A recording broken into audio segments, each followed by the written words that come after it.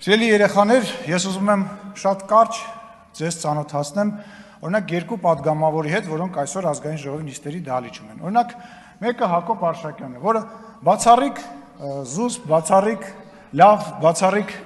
չկոռումպացված եւ լավ անձնավորություն է, եւ երկրորդ անձնավորությունը ուզում եմ ծանոթացնեմ Երևանի նախկին քաղաքապետ Տարոն Մարգարյանին, որի օգնականը իրեն թույլ է տալիս տարբեր տեղերում տարբեր լկտի բաներ գրել։ Օրինակ, քիչ առաջ գրել է, որ տոնածառը զարդարում են թանկ խանութից եւ մեկնաբանել է լափել միջև վերջ ալեն։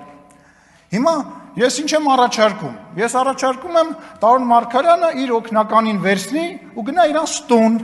որպեսզի իր օգնականը տենա լափելը որն է ալնում։ Տանի դատարան, որտեղ 2 միլիարդ դրամի պետությունը միայն փողապահանջում, կարա տանի Սերժ Սարգսյանեն ստուն, կամ Սերժ Սարգսյանի փեսուտուն, կամ այն մյուս փեսուտուն,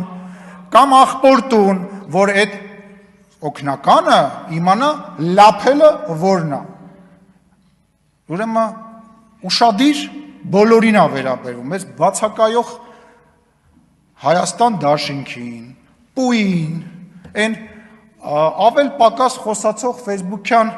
չգիտեմ, ակտիվիստներին, դերասաններին, կապիկներին, փող վեկալող մարդկանց, այո, մենք ընդունել ենք էթիկայի կանոնագիրք, բայց հանկարծ չսխալվեք, բոլորդ ձեր պատասխանը օրենքի սահմանում ստանալու եք, հանկարծ չսխալվեք, մեր դաստիարակությունը, մեր պատասխանատվության զգացումը հանկարծ չխառնեք, ես բոլորի անունից ինձ թույլ եմ տալիս իմ գործընկերների անունից ասեմ, կրկնում եմ, նախընտրական պրոցես է սկսվում, հանկարծ